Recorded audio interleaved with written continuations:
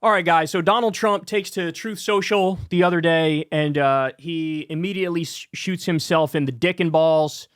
This is beyond just like shooting yourself in the foot or the leg. This is dick and balls. This is shooting yourself in the dick and balls. So he goes out there and he says, and I quote, in all caps, "I hate Taylor Swift." This is a real tweet. It was on Truth Social, but this is a real truth. "I hate Taylor Swift. I hate her. I hate her." Now, what's so funny about this is this appears to be a bit of a delayed reaction to the news that came out, what is it now, 4 days ago, 5 days ago, of Taylor Swift endorsing Kamala Harris. She did a long post about it. She signed it "a childless cat lady," which is interesting because that's specifically like, hey, fuck this J.D. Vance guy and his hatred of, women who are not married with kids. She even gave a shout out to Tim Walz and said, "I love the choice of Tim Walz." Based Taylor is all I have to say. Maybe she watches some secular talk. Give me and Crystal free tickets. Hook us up. So he comes out and says this. Of course, he gets roasted. But not only does he get roasted by the usual suspects, there are giant Trump supporters in his own replies on Truth Social. They're like, "Hey, man, I love you. I'm your biggest fan. But can you not do this, please? I'd really appreciate that."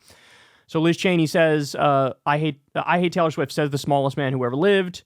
Donald Trump has lost what little sanity he had left. That's from Anna Navarro. Don Lemon, Donald Trump hates Taylor Swift. Wow, he posted a video. We don't need to watch it. I know it looks like Trump is self-immolating, but talking about eating pets and hating Taylor Swift are just him trying to change the subject from his catastrophic debate performance this week. No, seems like a bit of a stretch, and he's getting like equally bad, if not worse, press over everything that's happened since then. So I'm not sure I buy that theory. Donald Trump is the most not mad person in the history of not being mad. Smallest man who ever lived, the smallest man who ever lived. A real post from Trump's Truth Social account, "I hate Taylor Swift." He's crumbling. We're also starting to see where this is headed. There is no world in which Trumpism ends with a respectable, permanent place in America's political discourse. It will self-destruct and be remembered as an embarrassment, like McCarthyism. He is melting down, says Scaramucci. Tommy Lauren, Tomato Lorenzo, every now and then when it comes to issues involving Trump, she'll try to be like the normie whisperer to try to gently steer them back on track, but they never take her advice. She says, "Pissing off Swifties just probably isn't the best idea. Unnecessary." You don't say, Tomato Lorenzo. You don't say. Earlier this year, Trump called Taylor Swift unusually beautiful. He also told writer Ramin Satuda, "I hear she's very talented." But following Swift's endorsement of Harris on Tuesday, Trump changed his tune, warning she will, quote, "pay a price in the marketplace for support of the Democratic presidential nominee." By the way, so far, I have seen zero evidence of that. And I was expecting to see instances of hardcore Trump supporters burning their Taylor Swift albums or burning their Taylor Swift merchandise or screaming into a webcam about how she abandoned them and how dare you and I'll never listen to your music again. I have seen none of that. And if it was happening, the Trump people would be posting it and say, "Oh my God, this is a big move. Taylor Swift has ruined her career. Look at this. Nobody stands up to Trump and survives."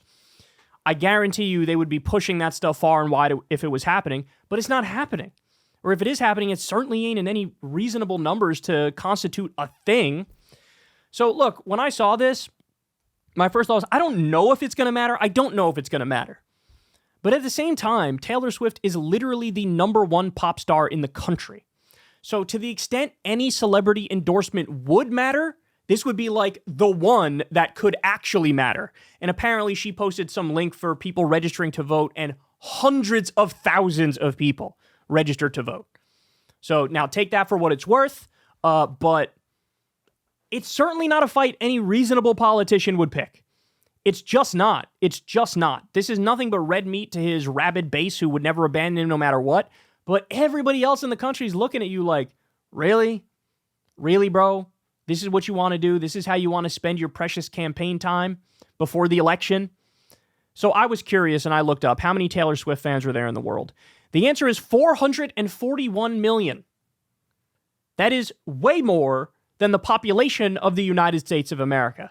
But if you're thinking, well, hold on now, Kyle, that's world numbers. What about numbers just from the United States of America?